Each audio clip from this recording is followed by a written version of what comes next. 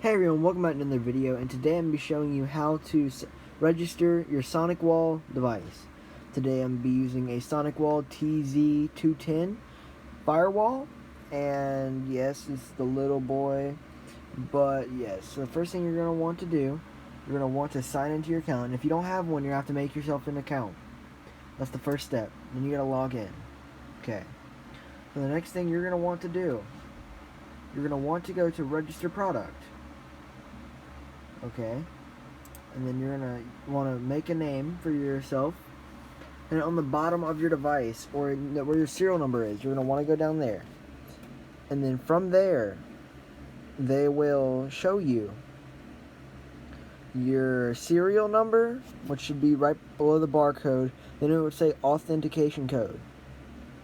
You're gonna want to type in your serial number into that bar, then click enter, and then it will say what is your activation key or authentication code, and you're going to type that in, like here. Hold on, let me get my keyboard.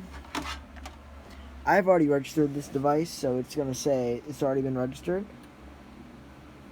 0017 C55 102 90. Then you want to type in your auth code. So for this one, it is like Q something. Q. Okay. P A P C. As you see, it says this serial number is already registered. So what you're going to do is for how to set up a new device, and then you're going to want to type in the name of your device. Like mine's just going to be called Rust Server, because that's what I'm using mine for. There we go. And then you're going to want to say, choose management. Then it'll take you to management option. And then click a couple buttons that you want to manage and how you want to manage it. And then click continue. And then your device is registered. Then through that, you're going to have to configure it next, which I should have a video coming up maybe next week, maybe the following week. I'm not too sure.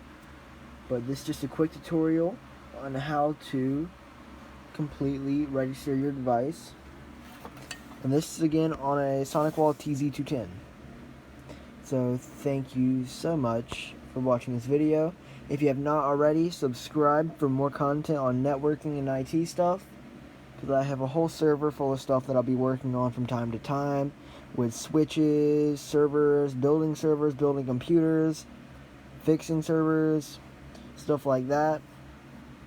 And if you need more networking help and need any help at all, feel free to leave a comment below, and I will try to answer all your questions the best I can.